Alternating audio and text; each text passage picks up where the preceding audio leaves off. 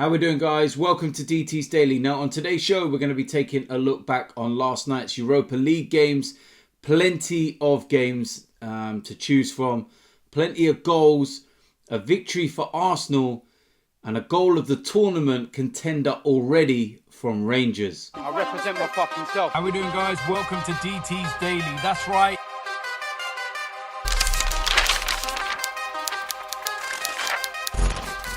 So the first place we're going to start was last night's Europa League action. Considering it's a tournament that is less desired, shall we say. There's some decent games in there. There was plenty in total. Some unbelievable goals and some decent results in there. And I'm going to go through them. I don't know how I'm going to pronounce some of these. But yeah, look.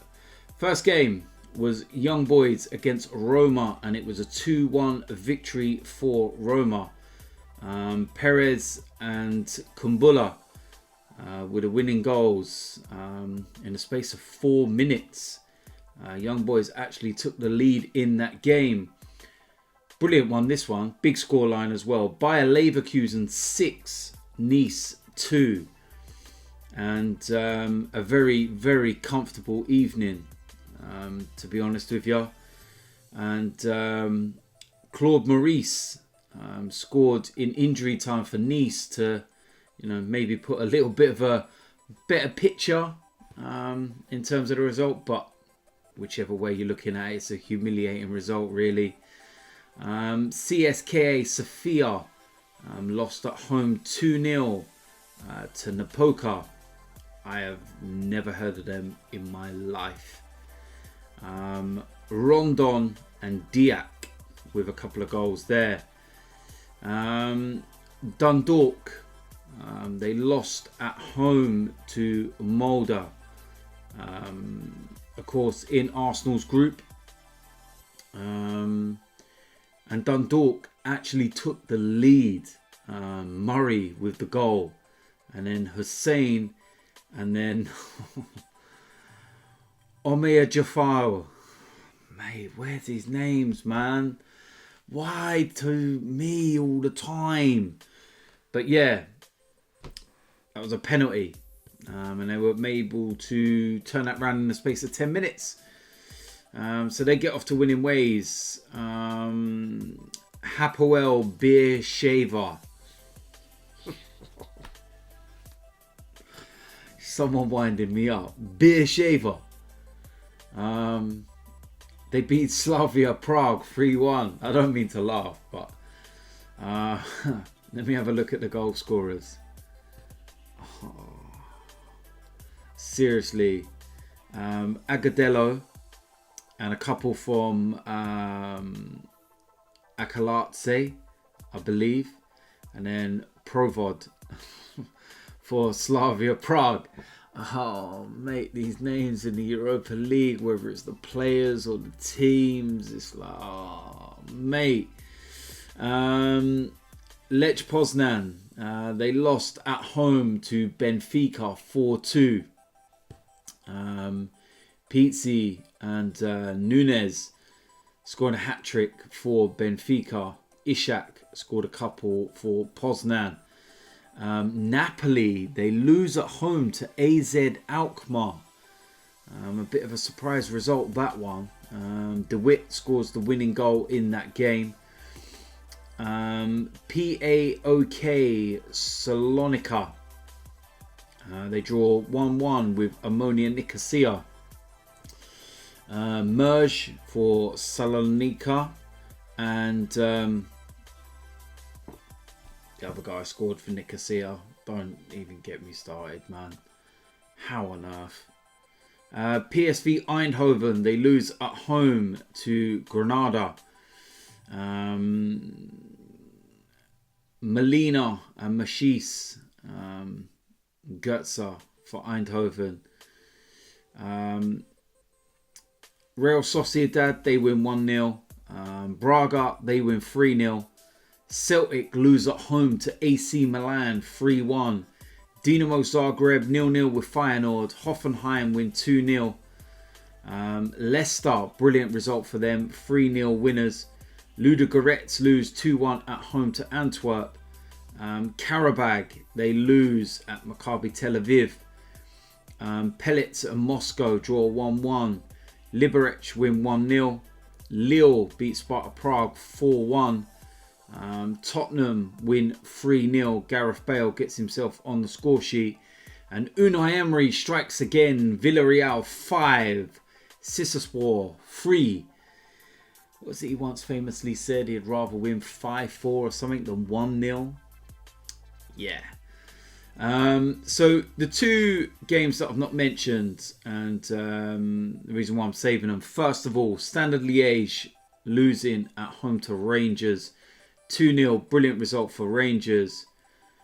But it was the goal in the 92nd minute from Rufi. I believe that's how it's pronounced, I'm not sure. Mate, goal of the tournament already. Goal of the season. Like, what on earth was this? It was just ridiculous from the halfway line. David Beckham reincarnated, whatever you want to call it. The goal was simply stunning, world class, unbelievable, just wow. I can't say no more. If you've not seen this goal, please, please, please go on social media, Google it, YouTube, whatever it is. Watch this goal and let me know in the comment section. It was just ridiculous.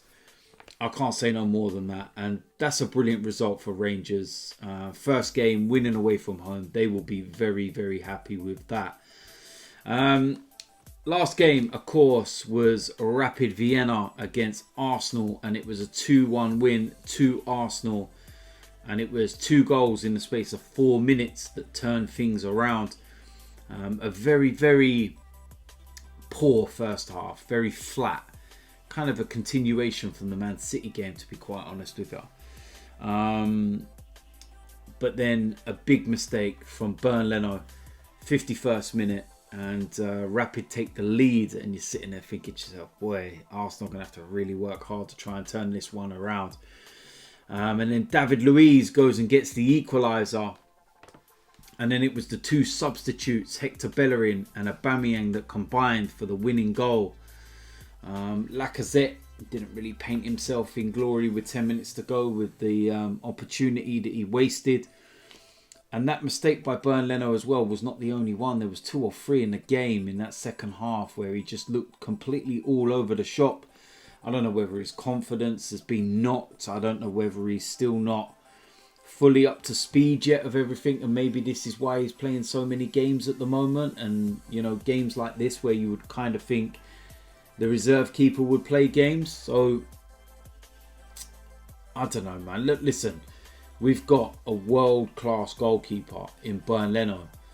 And some people are carrying on as though we've got Manuel Almunia back in goal. And I just look at it and I sit there and I think to myself, all right, he might be going for a bad patch or whatever it might be. But the constant, oh, we shouldn't have sold Martinez. Oh, we should... I'm genuinely tired and worn out with explaining this. Leno is the better goalkeeper.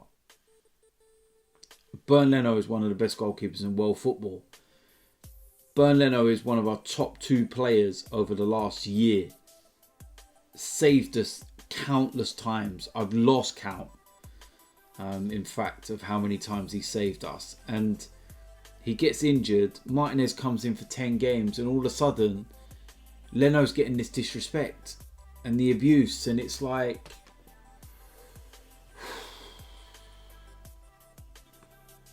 what can you say?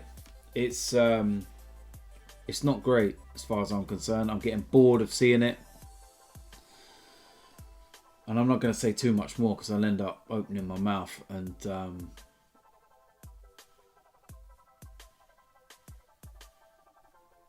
it's winding me up, man.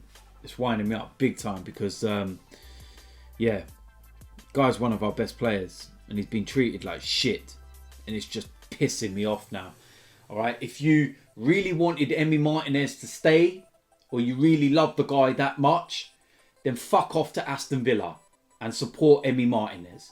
Because he's gone. He's no longer an Arsenal player. He plays for Aston Villa. So shut the fuck up. Because you're boring the fucking life out of me now. Why don't you just get behind your goalkeeper you have? He's a world-class goalkeeper. He's had a simple mistake in the game. It happens. Every keeper does it. Stop with the bullshit. You want Emi Martinez? Fuck off to Aston Villa. Otherwise, stick around. Back your goalkeeper. Can't say no more than that. Pissed me right off. Some of the shit I see online last night over all this. Don't. Fuck me, man.